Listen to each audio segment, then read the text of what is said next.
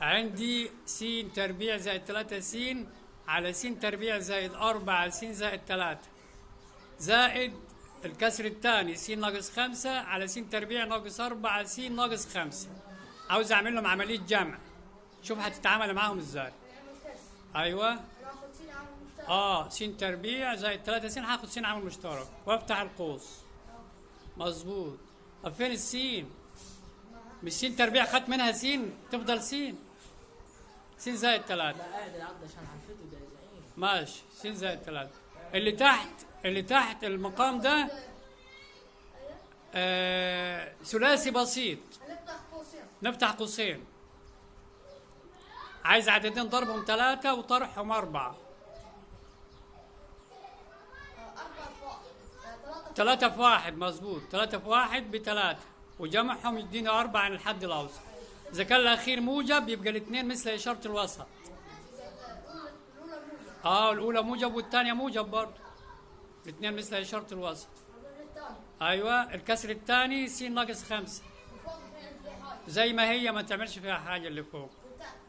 اللي تحت برضه مقدار ثلاثي بسيط.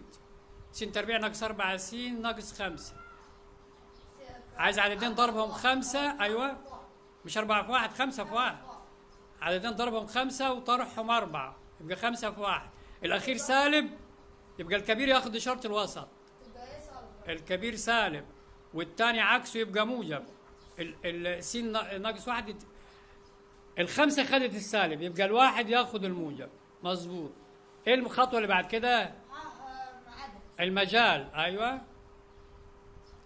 المجال ح ما عدا الثلاثة تبقى سالب 3 عشان بتروح بعكس الإشارة. هتبقى سالب 1 والموجب والواحد يبقى سالب 1. مظبوط. والس ناقص 5 هاخد الخمسة. وعندي سالب 1 لا ما كررهاش. ايوه طالما خدتها مرة واحدة ما كررهاش. ايوه احذف المتشابه. مظبوط مظبوط. هنا حذفنا س زائد 3 مع س زائد 3. فضل س في البسط على س زائد 3 س زائد 1. احنا حذفنا س زائد 3 حذفناه. ده المقدار الاول زائد لا فوق احنا حذفناها. هاخد حط 1 عشان المكان ما يبقاش فاضي. ودي س زائد 1. اتعامل بقى في الجمع. هاخد مقام 1 اللي هو س زائد 1 ده في البسط. ايوه هناخد مقام 1 هيساوي 1. مظبوط يا باشا.